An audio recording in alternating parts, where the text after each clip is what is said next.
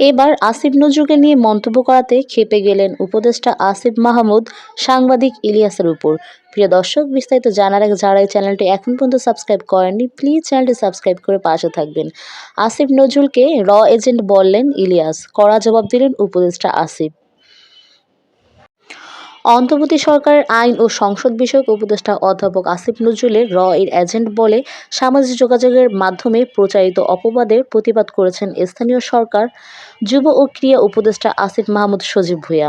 বুধবার 11 ডিসেম্বর রাতে নিজের ফেসবুক আইডিতে দেওয়া এক পোস্টে তিনি এ প্রতিক্রিয়া জানান। পোস্টে আসিফ মাহমুদ লেখেন, যাকে র এজেন্ট বলেছেন 2019 সাল থেকে আগ্রাসন বিরোধী লড়াইয়ে সুশীল সমাজ কিংবা শিক্ষকদের মধ্যে তাকেই সবচেয়ে বেশি পাশে পেয়েছি আমরা।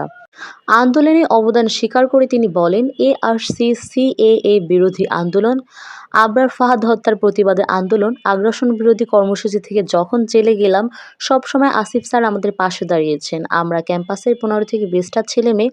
আর আসিফ নজরুল স্যার, তিনি আরও লেখেন, সমালোচনার কিছু ম্যানার থাকা দরকার, যেটাকে গঠনমূলক সমালোচনা বলা হয়। এসব বিষয়ে কিছু বলতে চাইনি, কিন্তু র এজেন্ট বলার পর আর চুপ থাকা গেল না। অবশ্য আপনাদের কনস্পিরেসি থিওরিতে আমাদের আন্দোলনের পরিচালিত ছিল, যে আন্দোলনে পরবর্তীতে ফ্যাসিস্ট হাসিনার পতন হলো।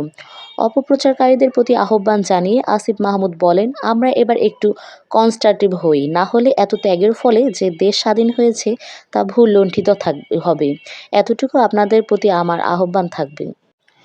উল্লেখ্য, গত 29 নভেম্বর রাতে যুক্তরাষ্ট্র প্রবাসী বাংলাদেশি ইলিয়াস হোসেন তার ইউটিউব চ্যানেলে পুলিশ আনসারের সমন্বয়ে গঠিত বাহিনী নিয়ে সশস্ত্র গেরিলা আক্রমণের পরিকল্পনা শিরোনামে একটি ভিডিও প্রচার করেন। তাতে আইন উপদেষ্টা আসিফ নজরুলের বিভিন্ন বিষয়ে সম্পৃক্ততার দাবি করেন তিনি, যা নিয়ে ব্যাপক আলোচনার সৃষ্টি হয়। নেটিজেনরা বিষয়টি নিয়ে বিভক্ত হয়ে পড়েছেন।